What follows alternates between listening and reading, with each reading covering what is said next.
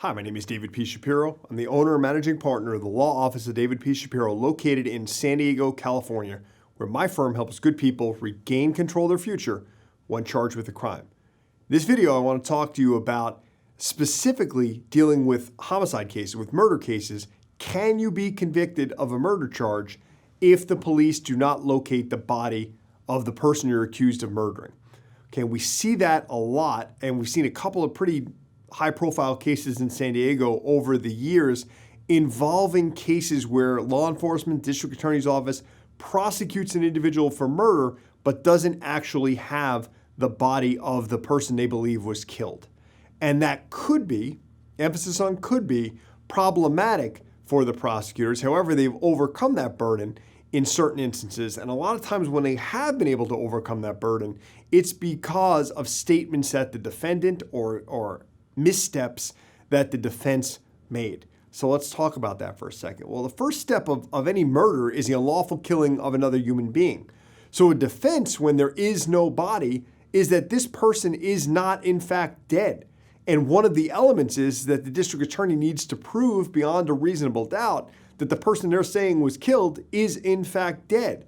Now, they are able to do that through circumstantial evidence, situations where, they just disappeared, there's no traceability of them, that's not in their character, all those types of things. And they've had some decent success with that over the years.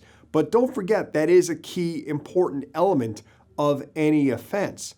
And that could very well be the best defense for a murder defendant at trial, is that they haven't proven to you that my wife or my sister or my father or my mother is even in fact dead. They haven't even met the first hurdle.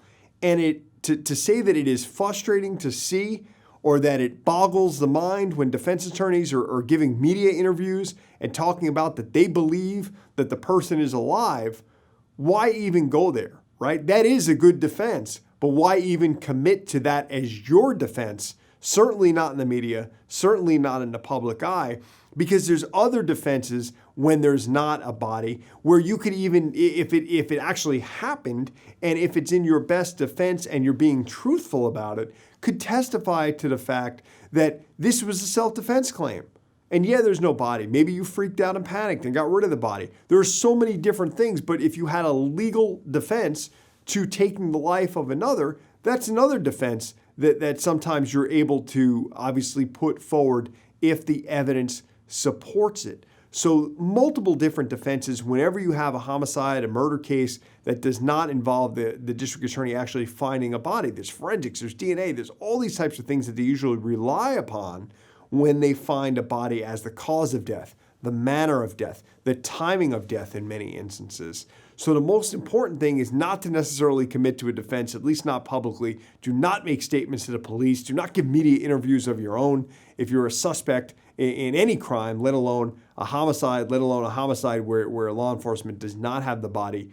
Do what you can to protect yourself so you give yourself the best chance of success, whether you were as guilty as the day is long, whether you've done it, whether you've just not being real with the police, whatever. It is always best. Protect your future, protect your rights, utilize your rights, and keep your mouth closed. And make sure you get the best locally experienced criminal defense attorney possible. And when I say criminal defense attorney, I mean not someone who says they're a criminal defense attorney on every other Monday and Wednesday, but someone who does it day in, day out, who knows the prosecutors, who knows the judges, who is intimately familiar in how this case will play out in that courtroom, in that courthouse, whether it's downtown San Diego, whether it's Vista, whether it's Chula Vista, whether it's El Cajon, or whether it's federal court in the Southern District of California.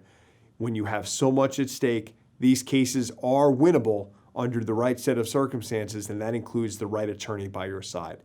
So if you have any questions about a homicide case in San Diego, specifically homicide cases or murder cases where the body has not been found, if they're alleged to have been killed, give my firm a call. We'll be able to walk you through that process, go over what we believe we could possibly do for you to help you regain control of your future. 619-295-3555.